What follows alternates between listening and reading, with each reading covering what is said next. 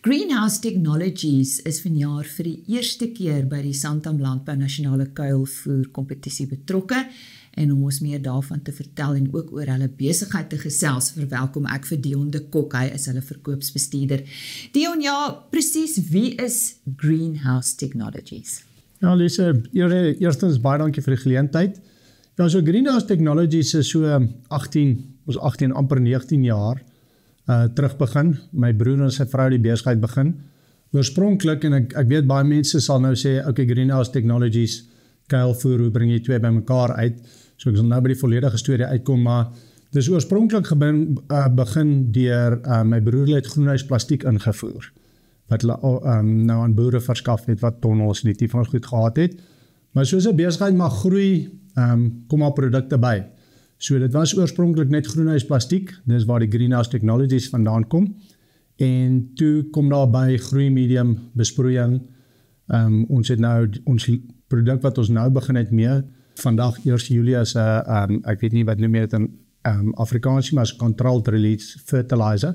En die graan het so 2-3 jaar terug het ons met dit begin.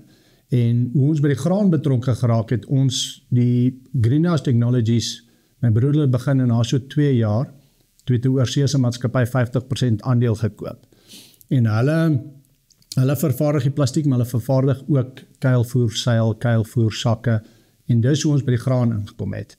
So ons is nou in die proses om te nuwe naam te rebrand, Greenhouse Technologies eerder na GH Tech, want ons nou nog 'n boer kry wat vir ons vra, luister, hoe verkoop Greenhouse Technologies graanprodukte, dan ja, so dis waar ons is, in 'n neutedop. Wat behels julle teenwoordigheid in Suid-Afrika as sulks?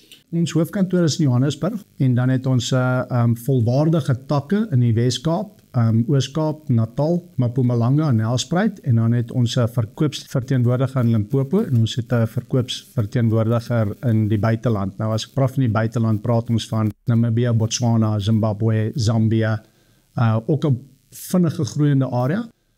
En dan het ons, so dis waar al ons takke is, en dan het ons 'n verkoopsverteenwoordiger in die Vrystaat ook. En hy is tweeledig, hy diens die buiteland en hy diens die graankliënte in die Vrystaat. Dion, ek sê altyd, as dit kom by plastiekprodukte, dan dink ek aan ons son in Suid-Afrika, is nie vir sissies nie. Kan ons seker wees dat dit wat julle verskaf, dat dit Suid-Afrika vriendelik is, in terme van ons weer? Ja, so ons het, ek lag altyd, ons hierdie jaar weer by Nampo gewees, en as mense, seker maar boere oor die algemeen, maar as hulle instap, die eerste ding, hulle vra oor die produk, en dan die volgende ding wat hulle vra is, waar kom dit vandaan?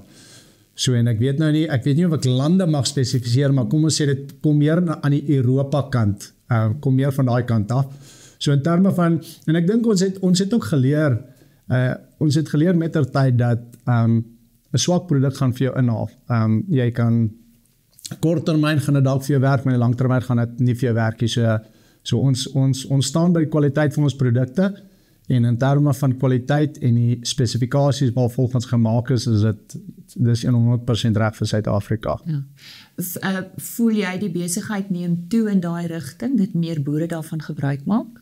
Ja, ek dink op die silo-sak, as ons nou spesifiek silo-sakke praat, nou ons het op graan ons doen ook die baltou, die balnet en dan die balrap. Ons het nou juist gesê, ons het nie Afrikaanse woord vir balrap, daar is seker een, so iemand moet daar vir ons sê wat is die Afrikaanse woord, maar ek dink die silo-sakke neem verseker toe. Ek dink jare terug was dit nie 'n ding gewees nie, maar dit word al hoe meer, ons begin al hoe meer sien hoe dit toeneem. Ek dink die mark is ook kompeterend, maar ons is nie bang vir kompetisie nie, ons dink kompetisie bring ook die beste uit in mense, want die prys raak reg, die diens raak reg, alles raak reg. So ek dink daar is verseker 'n toename in die gebruik van silo-sakke. Nou ek het in die begin genoem, julle is vir die eerste keer betrokke by die Santam Landbou Nasionale Kuilvoer Kompetisie, en hoe?